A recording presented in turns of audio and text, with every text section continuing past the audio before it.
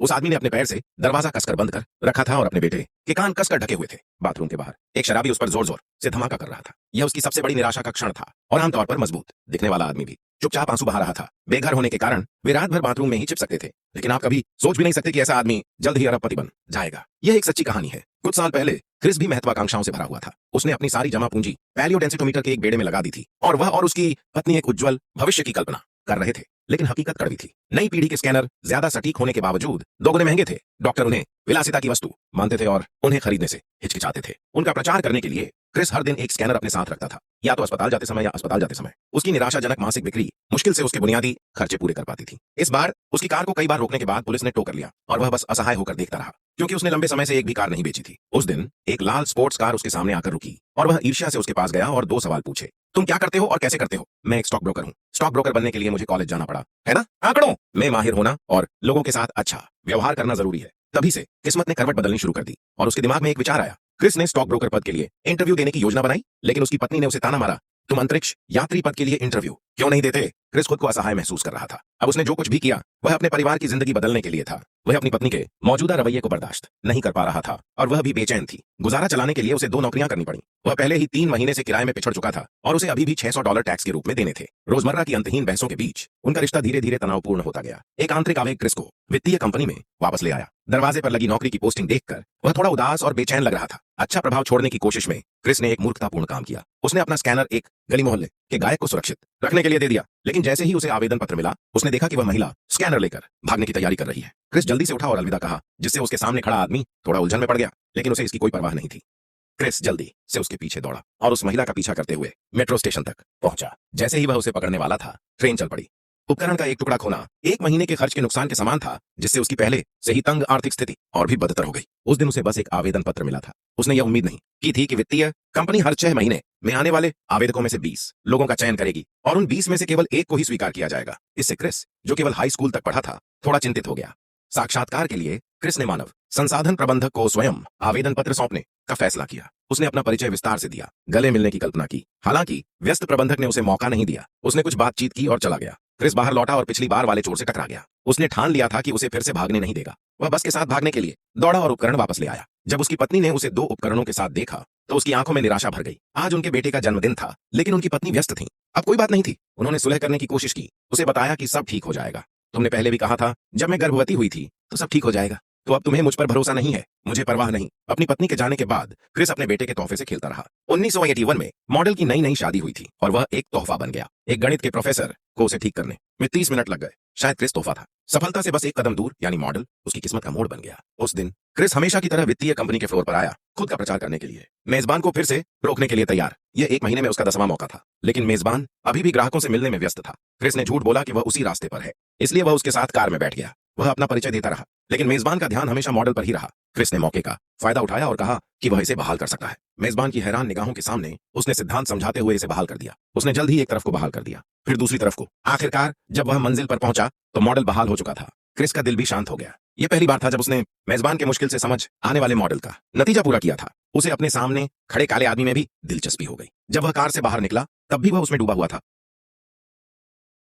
वह कार के पैसे दिए बिना ही चला गया। क्रिस ड्राइवर को घुमाना चाहता था। ड्राइविंग लाइसेंस का नंबर बार बार बदल रहा था। उसने बटुए की तरफ देखा। उसमें जो पैसे थे वे कार का किराया भरने के लिए पर्याप्त नहीं थे। यही विचार उसके मन में आया। उसने अचानक अपना बैग उठाया। जब किराए की कार लाल बत्ती पर रुकी तो उसने तुरंत कार का दरवाजा खोला और बाहर भागा। लेकिन वह कुछ कदम भी बाहर नहीं भागा और पाया कि वह स्कैन मशीन लाना भूल गया है। उसने अपना सिर घुमाया और मशीन चालू कर दी। ड्राइवर पीछा करता रहा मेट्रो स्टेशन तक। आखिरकार मेट्रो के आखिरी मिनट में क्रिस अंदर भागा, लेकिन स्कैन मशीन बाहर लटकी हुई थी। बूढ़े आदमी ने उसे मदद के लिए आते देखा, लेकिन उसके पास कोई चारा नहीं था। उसे जाने देना पड़ा। 1 दर्जन युआन से ज्यादा की कार की फीस की वजह से उसका 1 महीने का खाने का बिल कट गया। वह कार में चिल्ला रहा था, क्योंकि वह अपने बेटे को समय पर लेने के लिए बहुत दूर था। वह उसे लेने के लिए केवल अपनी पत्नी को ही बुला सकता था, लेकिन यह सच था कि उसकी पत्नी उसके बेटे को ले जाना चाहती थी। जब वह घर पहुंचा तो उसने एक खाली अलमारी देखी। घर में कोई नहीं था। इसी समय फोन की घंटी बजी।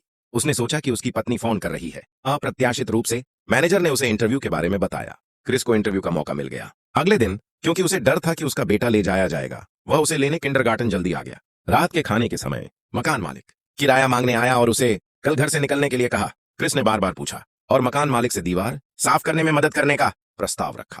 इसमें केवल 1 हफ्ता लगा। अगले दिन क्रिस दीवार साफ कर रहा था। क्रिस, तुम मुसीबत में हो। दरवाजे पर दस्तक ने उसे फिर से सोचने पर मजबूर कर दिया। इस बार पुलिस है। पुलिस स्टेशन से जुर्माना एक बार ही भरना होगा। वह सिर्फ चेक खोल सकता है। यह सब उसका परिवार है। मैंने सोचा था कि मैं ऐसे ही जा सकता हूँ, लेकिन चेक कल तक इंतजार करना होगा। बैंक खुलने तक उसे पुलिस स्टेशन में रुकना होगा। इससे उसके बेटे को लेने का समय नहीं बचेगा। वह बस अपनी पत्नी को फोन करके बच्चे को लेने के लिए इंतजार करने को कह सकता है। उसे कल सुबह किंडरगार्टन भेज देना। किसने सोचा होगा कि उसकी पत्नी असल में मैं बच्चे को अपने साथ ले जाऊंगा। क्रिस के फिर से अनुरोध पर दोनों कल शाम 6 बजे बच्चे को वापस भेजने पर सहमत हुए। अगले दिन चेक की पुष्टि होने के बाद क्रिस एक पल के लिए भी रुकने की हिम्मत नहीं जुटा पाया, क्योंकि इंटरव्यू का समय बहुत करीब था। उसके पास घर जाकर अच्छा सूट पहनने का समय नहीं था। बस ऐसे ही अंदर चला आया। क्रिस इंटरव्यू लेने वाले से हाथ मिलाने के लिए बेताब था। बॉस पीला पड़ गया था। जिम्मेदारी संभालना ज्यादा शर्मनाक है, क्योंकि उसने क्रिस की सिफारिश की थी। इंटरव्यू में कोई भी इसे ऐसे नहीं पहनेगा। क्रिस ने मुझे कल रात अपने अनुभव के बारे में बताया, और बॉस को अब भी उसकी ड्रेस की परवाह है। आखिर में उसने एक बहुत ही पेचीदा सवाल पूछा, क्रिस, अगर कोई लड़का बिना शर्ट के इंटरव्यू के लिए आ जाए तो तुम क्या कहोगे? और मैंने उसे नौकरी पर रख लिया, तुम क्या कहोगे? उसने जरूर बहुत अच्छी पैंट पहनी होगी। क्रिस ने इंटरव्यू इतने अच्छे से पास कर लिया। उसे बस इसी समय पता था इंटर्नशिप की अवधि 7-6 महीने की होती है। उसे कोई तनख्वाह नहीं मिलती थी। उसे बिना किसी आमदनी के आधे साल तक इसी में लगे रहना पड़ा। वह भविष्य में नौकरी की गारंटी भी नहीं दे सकता था। मौजूदा स्थिति का समाधान सिर्फ बची हुई 6 यूनिट बेचकर ही किया जा सकता है।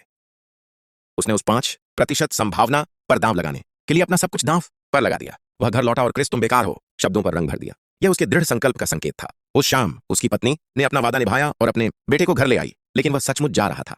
पैसे बचाने के लिए क्रिस और उसका बेटा आधे दाम वाले एक मोटल में रहने चले गए। सप्ताहांत में वह अपने बेटे के साथ बास्केटबॉल खेलता था। उसने कहा कि वह एक पेशेवर खिलाड़ी बनना चाहता है, लेकिन क्रिस ने कहा, जैसा बाप वैसा बेटा, तुम शायद मेरे जैसे ही बुरे बनोगे। उसने अपने बेटे के सपने को नकार दिया। लिटिल कोक, जो कुछ ही देर पहले खूब मस्ती कर रहा था, अचानक बास्केटबॉल खिलाड़ी से बोला, बैग निकाला और उसे वापस रखने ही वाला था। क्रिस को अपनी गलती का एहसास हुआ और उसने अपने बेटे से कहा, कभी किसी को यह मत कहने दो कि तुम कुछ नहीं कर सकते। मुझे भी नहीं। ठीक है, तुम्हें सपने देखने होंगे, तुम्हें उनकी रक्षा करनी होगी। लोग खुद कुछ नहीं कर सकते। वे तुम्हें बताना चाहते हैं कि तुम वह नहीं कर सकते। तुम्हें कुछ पाने के लिए कुछ चाहिए। यह अवधि, ये शब्द सिर्फ उसके बेटे के लिए नहीं थे, बल्कि अब उसके लिए भी थे। प्रेरणादायक उद्धरण सिर्फ प्रोत्साहन के लिए होते हैं, लेकिन जिंदगी चलती रहनी चाहिए। क्रिस ने आखिरकार एक और उपकरण बेच दिया और उसने 20 लोगों की अपनी इंटर्नशिप भी शुरू कर दी। पहले दिन ऑफिस मैनेजर ने उन्हें बताया कि कंपनी वित्तीय क्षेत्र की शीर्ष 500 कंपनियों के कर्मचारियों की संपर्क जानकारी उपलब्ध कराएगी और उनसे निवेश के लिए हर संभव प्रयास करने को कहा। जो लोग अंततः रुके वे आमतौर पर सबसे ज्यादा कारोबार लाने वाले होते थे। क्रिस हमेशा सबसे पहले पहुंचता और सबसे पहले जाता था। उसे किसी और का 9 घंटे का काम 6 घंटे में पूरा करना था, क्योंकि उसे अपने बेटे को भी लेना था। इसलिए समय बचाने के लिए वह कॉल के बीच में फोन नहीं काटता था या पानी नहीं पीता था। इसलिए उसे बाथरूम जाने में समय बर्बाद नहीं करना पड़ता था, क्योंकि उसे ना कहना नहीं आता था। इसलिए उसका मैनेजर उसे हर दिन अपने पैरों को रगड़ने, नाश्ता खरीदने या कॉफी लाने के लिए कहता था। 2 महीने बाद भी उसने अभी तक एक भी सूची पूरी नहीं की थी। कारोबार बढ़ाने की तो बात ही छोड़ दें। इसलिए उसने एक नया तरीका अपनाया। कंपनी के मालिकों को सीधे फोन किया। उसे हैरानी हुई कि पहली मीटिंग इतनी आसानी से हो गई। फाउंडेशन के अध्यक्ष ने मीटिंग के लिए हामी भर दी और 20 मिनट के अंदर आने को कहा। इस अचानक आई खुशी से वह थोड़ा घबरा गया।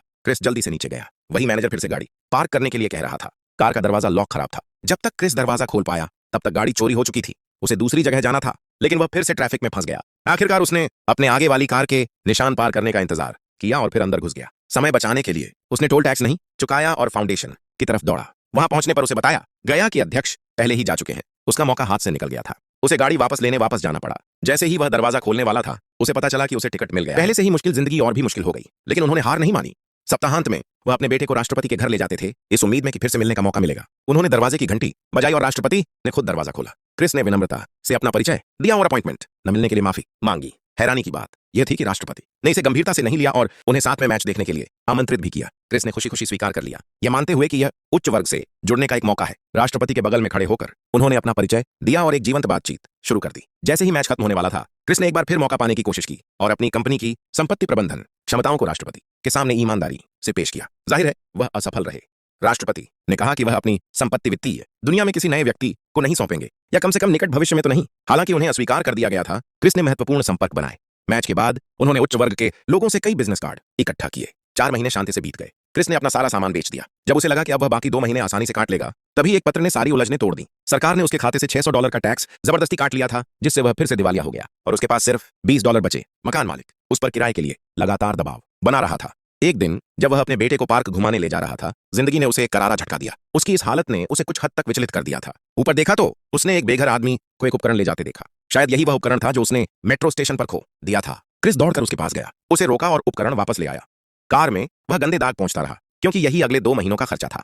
और इस तरह क्रिस ने फिर से अपना सेल्स करियर शुरू कर दिया। जिंदगी एक बार फिर उसके साथ छल कर रही थी। एक डॉक्टर को उपकरण दिखाते हुए उसे पता चला कि वह टूटा हुआ था और चाहे वह उसे कितना भी संभाले, वह काम नहीं कर रहा था। वह इतना बेचैन था कि बड़बड़ा रहा था। डॉक्टर को उसकी परेशानी समझ आ गई और उसने वादा किया कि अगर वह ठीक हो भी जाए तो भी वह उसे दोबारा खरीदेगा। क्रिस ने आखिरकार हार मान ली। पिता और पुत्र घर लौटे तो उन्होंने अपना सामान बाहर ही छोड़ दिया। उसने दरवाजा खोलने के लिए चाबी निकाली तो पाया कि ताले बदल दिए गए थे और खिड़कियां बंद थीं। उसने कभी सोचा भी नहीं था कि उसकी ऐसी दुर्दशा होगी। बेघर वे मेट्रो स्टेशन पहुंचे। बेटे ने पूछा कि वे कहां जा रहे हैं और क्रिस बस बेबस होकर भटकता रहा। आखिरकार उसने स्कैनर को टाइम मशीन की तरह इस्तेमाल किया और कहा कि यह उन्हें जहां चाहे वहां ले जा सकता। खुला खुला खुला। उसने एक काल्पनिक दुनिया रची। फिर वह अपने बेटे को कदम दर कदम बाथरूम में ले गया। दरवाजे पर उसने अपने बेटे से सोचने को कहा। वे डायनासोर से बचने के लिए गुफा में छिपे थे, बाथरूम में सोने के बजाय। अगले दिन काम के बाद वह चर्च में लाइन में लगने आया, मुफ्त बिस्तर पाने के लिए। आर्थिक संकट के कारण गरीब और भी गरीब होते जा रहे हैं। बेघर लोगों की संख्या बढ़ती जा रही है। लाइन लगने वाली है। चर्च के लोग बाहर आए और कहा कि सिर्फ 4 बिस्तर बचे हैं। एक बेघर इमारत, यह उसके ठीक सामने है। क्रिस और उसका झगड़ा हो गया। जिम्मेदार व्यक्ति द्वारा खींचे जाने के बाद वह उन्हें भगाने वाला था। इससे क्रिस बहुत टूट गया। मैं यहाँ पहले था। उन्होंने मुझसे कहा कि हमें समय पर पहुंचना है।